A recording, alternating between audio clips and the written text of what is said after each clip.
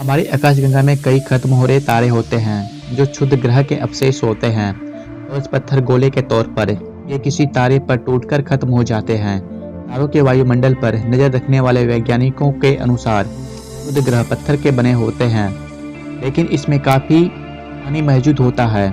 इस नतीजे के आधार पर इस सवाल का उत्तर मिल जाता है कि पृथ्वी पर पानी कहाँ से आया। वैज्ञानिकों का अनुमान है कि हमारी आकाशगंगा में कई क्षुद्र ग्रह होते हैं, इसमें अधिक मात्रा में पानी होता है। ये पानी क्षुद्र ग्रह पर पानी की आपूर्ति करता है और जीवन को आगे बढ़ाता है। हालांकि शोधकर्ताओं के आगे सबसे बड़ा सवाल यही था कि पृथ्वी पर पानी कहाँ से आया।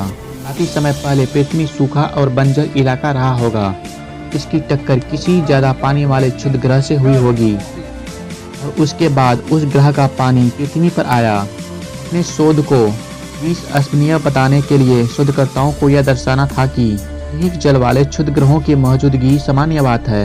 इसके लिए उन्हें पुराने तारों के बारे में जानने की जरूरत पड़ी। जब तारा अपने अंत की ओर बढ़ता है तो वे सफेद रंग के बौने तारे में बदलने लगता है। उसका आकार भले छोटा होता है, लेकिन गुरुत्वाकर्षण बल में कोई कमी नहीं आती।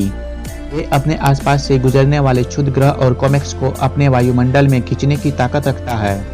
टक्करों से पता चलता है कि ये पत्थर किसी चीज से बना है। ऑक्सीजन और हाइड्रोजन जैसे रासायनिक तत्व अलग अलग तरीके से रोशनी को ग्रहण करते हैं।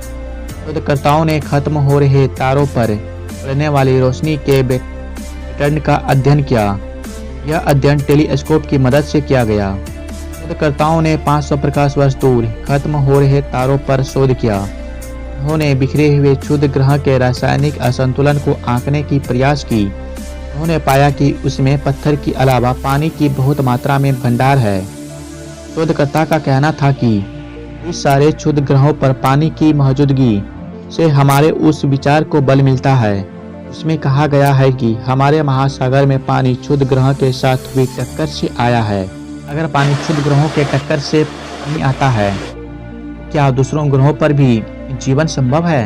यही सवाल खड़ा हो जाता है।